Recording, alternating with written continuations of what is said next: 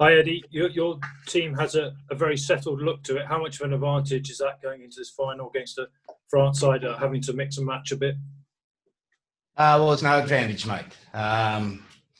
Yeah, they've got a squad in place. They're playing different members of their squad. We've decided and we've been able to select from the core of our squad. So it's one squad against the other one. No one gets a head start. It's all square and run out there on Sunday. Have you had a chance to look at the French team yet? And if so, what have you made of it? Have a look at them. Strong team, mate. Very strong team. Yeah, you just got to look back at 2009 when they went on tour to New Zealand. I think the first game of the tour in a 3-test series, they didn't have a lot of their senior players available, and they won that test and lost the next two. So, we know that the French are capable of great things. They've got great depth in their rugby top 14, and particularly at the moment, they're on a project to win the World Cup in 2023. So this is just part of their project. So what would be your key message going into the players going into Sunday's final?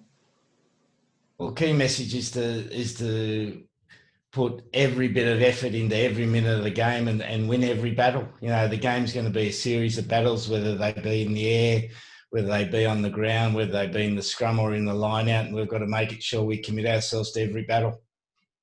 Okay, thanks, Eddie. Cheers. James Carroll will come to you, please. Thanks. Morning, Eddie. Just wondering if you do anything differently to prepare for a final, because actually it's not that often, with the annual Six Nations games, that you actually prepare for a final in international rugby. Yeah, we've had a bit of a peaking week this week.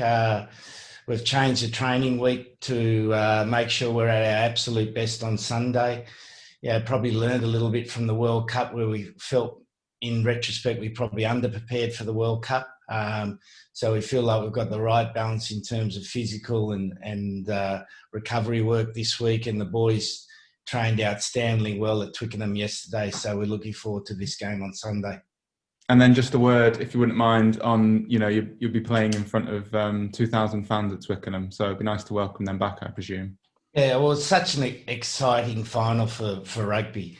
To have fans back, to have probably the two best sides in Europe playing in the final of an inaugural competition, which has produced some good, tough rugby, and it's a great opportunity to showcase the game. Julian, we'll come to you next, please. Morning, Eddie.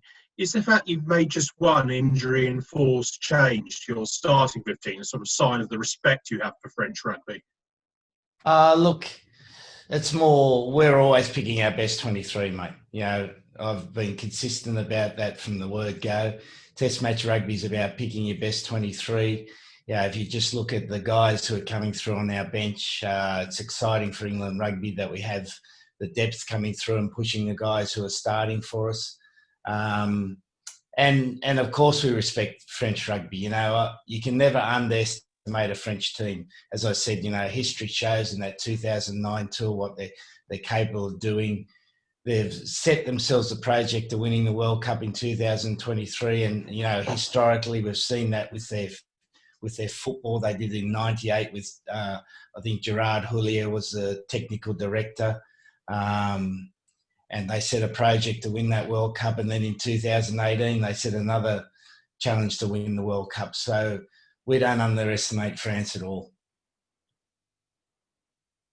Mitch Phillips will come to you next, please. Hi, Eddie. It looks like, again, this is for the most experienced team England have ever put out again. 813, I think I've made it.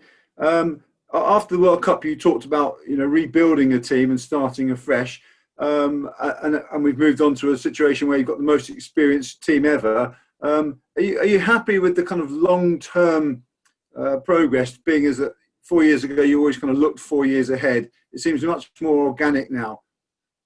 Well, the stats don't indicate that, mate. Our average age at the World Cup, I think, was 27.7. I think our average age now of our starting 15 is 26.9, to be precise.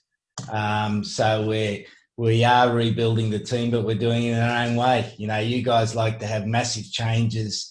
You like to have big headlines, but we're doing it in a systematic and a progressive way to get our World Cup for the 2023 World Cup team to be in the right age bracket with the right number of caps.